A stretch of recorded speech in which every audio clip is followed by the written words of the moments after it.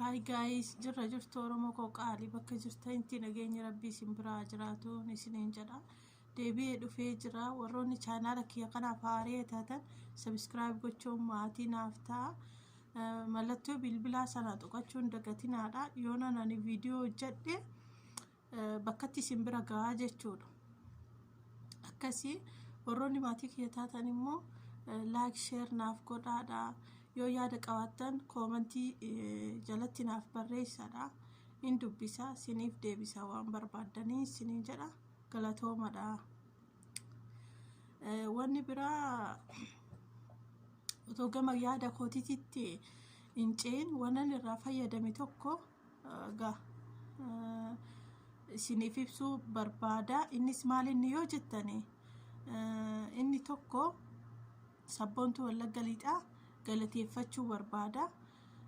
Guddaa galatoomi sabboontuuto. Nuuf waa hedduu taatee dadhabdee walitti nu hiitee waa hedduu nuuf gootee jirta. Guddaa galatoomi siin jedha sabboontuuti yaa lubbuuti yaa onneetii yaa galatoomi gaa wanni namaaf godhan tokkollee hin jiru galatoomaa malee nu faana irriiba dhabdee ka guyyaa bira darbee jechuudha.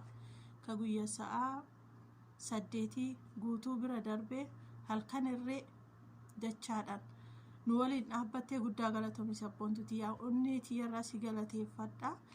Ittaansee uummata Oromoo warroota yuutubara gurguddaafillee ta'ee warroota yuutubara xixiqqaafillee ta'ee warroota immoo yuutubarii ta'uu barbaadaniifillee dhaamsan isinii qaba. Warroonni yuutubara gurguddoo taatan please jechuun namni tokko bakka irraa ka'e beekuu qaba. Namni bakka ka'e beeku bakka ga'ullee hin dagatu waan ta'eef nullee nu guddisuu keessatti gahee guddaa taphachuu qabdanii isiniin jedha. Inni biraa sabboontuudhaaf. Sabboontuun garee nu garmo'isitee garoo walii jechuun egaa nama addaatiin miti. Yuutubaruma kana jalaan koomentii jalaan nu dubbistee garee nu hundeessite. Viidiyoo koo isa darbe irratti illee dubbadheen ture. Garee nu hundeessite garee kana keessatti dhugaa rabbii uummata kana waliin irra walitti dhufuudhaaf hedduu takka gammadee maqaa sabboontuu Wallagga Lixaatiin garee guddina Oromoo hunda keessanuu galatoomaa isiniin jechuu barbaada.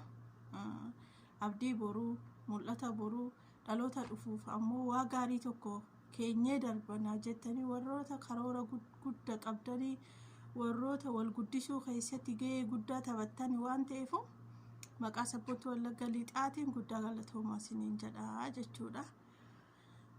Sabboontuu Wallagga Lixaa dhaqaa maatii ta'aafidha. Like godhaafidha, share godhaafidha. Dubartii hedduu cimtuudha. Ishiin illee akkuma keenya mana Arabaa keessa jirti. Ammootu warra yuutubara hin qabne yuutubara bantee ana mataa kiyyaarraa kaasee stream yaardii naaf bantee anaan na dubbistee stream yaardii na faana dadhabdee naaf bantee akka itti banan hin beeku sobuu waan godhu haala kanaan bani jettee naaf bantee sa'aatiin kiyya akka naaf guddatu naa gootee hedduu takka na gargaartee jechuudha. Warroota kaanis akkuma sana warri yuutubara banteef isin jirti.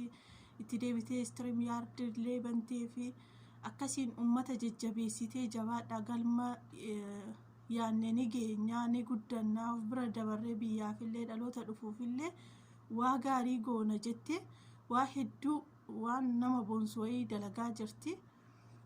Kanaafuu warroonni barbaadan warroonni banachuu barbaadan warroonni banattanii sa'aatiin isiniif hin guutiin subscribe isiniif hin guutiin amma gareen hedduudha. Garee iccitii milkaa'inaa jedhu jira. Garee hedduu qabna. Garee iccitii milkaa'inaa jedha.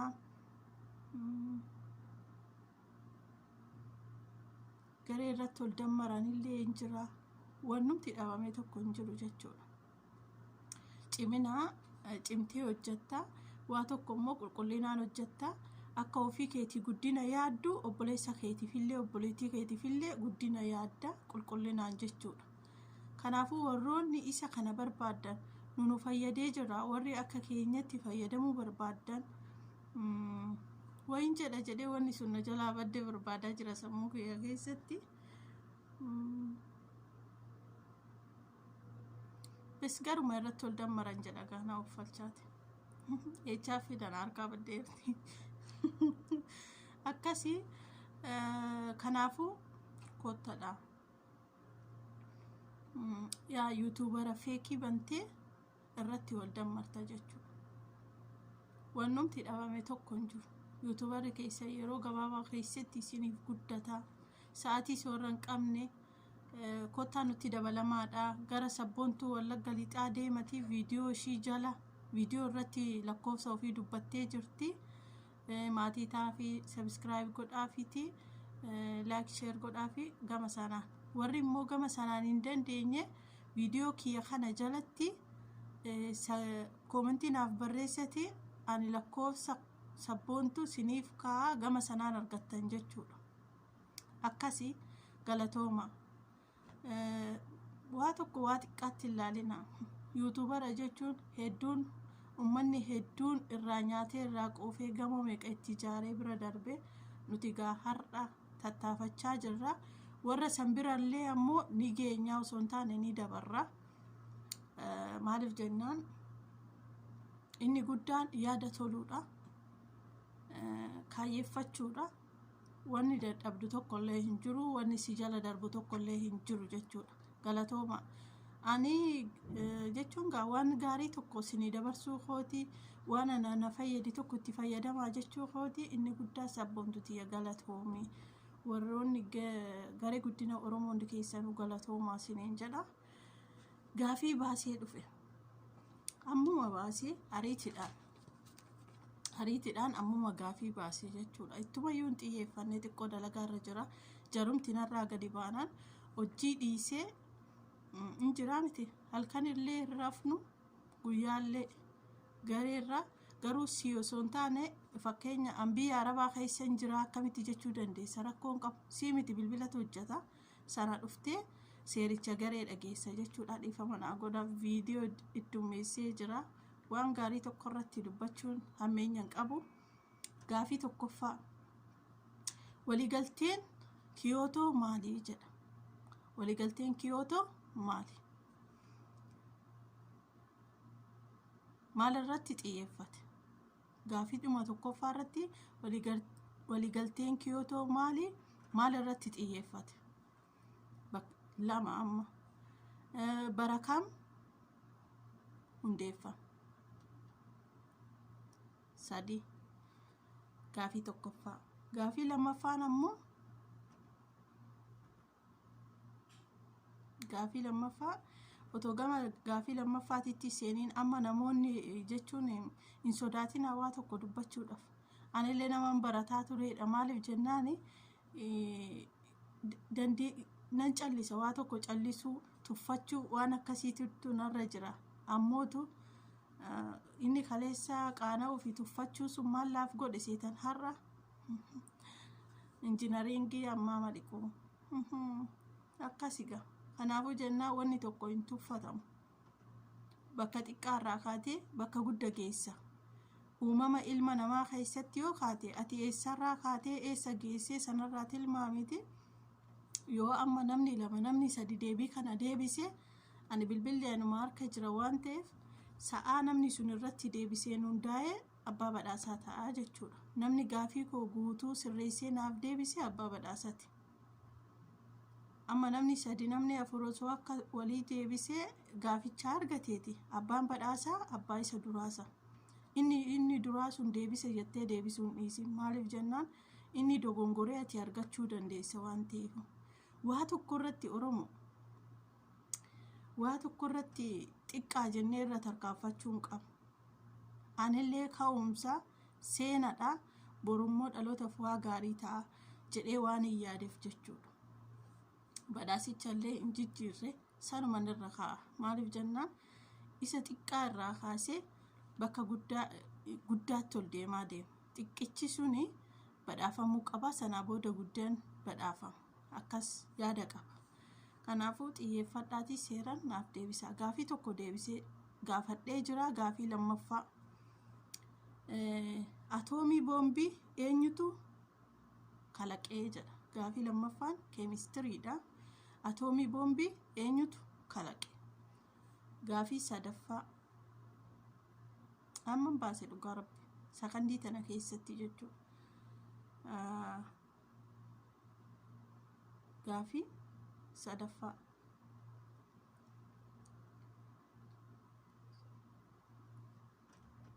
lagni dheeraan maddi isaa Oromiyaa keessa ta'e eenyu? Lagni dheeraan maddi isaa Oromiyaa keessa ta'e eenyu? Kiiloomeetira meeqa? Hangami dheerinni isaa? Eessarraa madde? Ka'umsi jechuudha. Bakki lagni kun irraa ka'e eessa?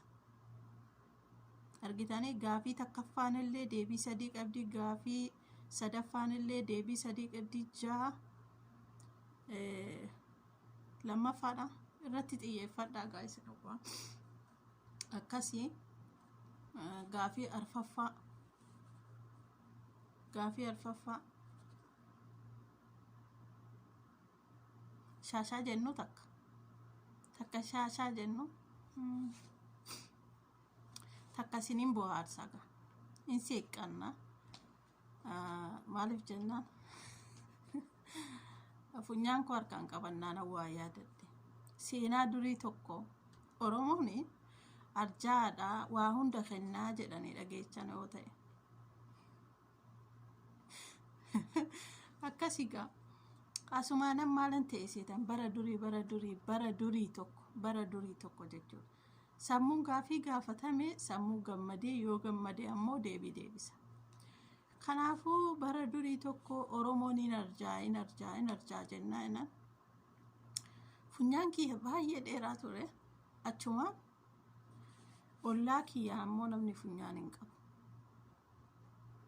Silaa Oromoon kun arjaadha ani maaliifan hin arjoomne qooyi jedhee tanan nama funyaan dhabe sanaa funyaan dabarseefi jechuu barbaada. Kanaafuu maal jechuu barbaaddaa yoo jettan isin warri funyaan gurguddaa qabdan dhedheeraa qabdan kun jechuudha. Isinitti ulfaatu qooyi. Kanaafuu maal jetta yoo jettani akka kiyyatti arjoomadha. Maal ittiin gootan? Kanniisa gaagura kanniisa itti galchanii damma keessaa muratan. Funyaan immoo funyaanii qilleensa baasuuf furii baasuudha waan ta'eef warri funyaan gurguddaa arjoomadha jechuun barbaade bes. Ba'aatti hin dadhabinaati. Akkasuma bes.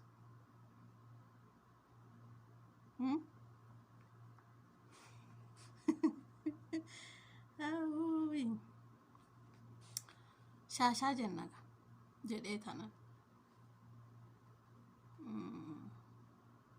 gaafii arfaffaa aangoo mana lammummaadha.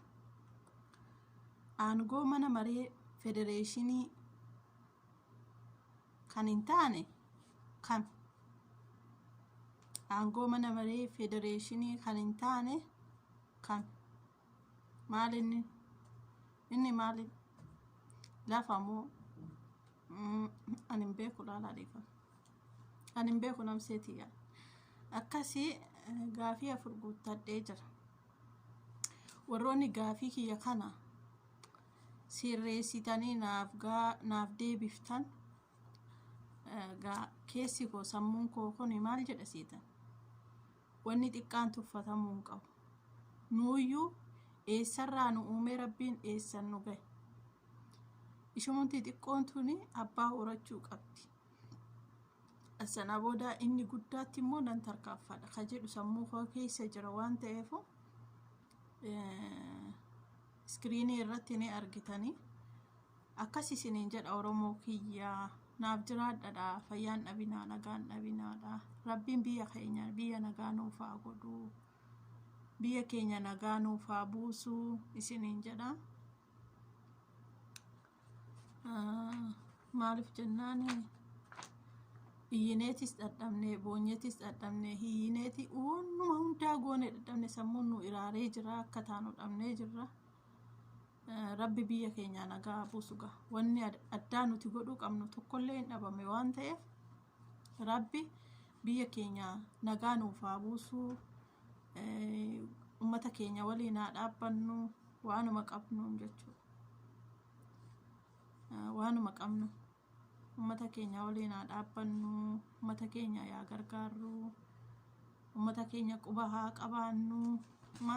Hireen teenyarree hiree akkanaa maaliif akka taate naaf hin galu. Akkasiimee Rabbiin hiree teenya hiree gaarii nuuf haa taasisuun isiniin jedha Oromoo kiyya. Waa hundaafuu yaanni koo biyya keenya Rabbiin biyya nagaa nuuf haa godhu. Yaa Rabbi biyya keenya sana nagaa nuu godhe hin dandeecha. Guyyaa hunda haati ilmoof boochi, guyyaa hunda ilmoon haadhaaf boochi, abbaas sani obbolaan sani gubanneerra. Kanaafuu Rabbiin biyya keenya biyya nagaa nuuf haa godhu. Nagaan waa hunda caala, nagaan qabeenya hunda caaludha. Akkas isiniin jedha ummata kiyya wanni godhamu ga'a.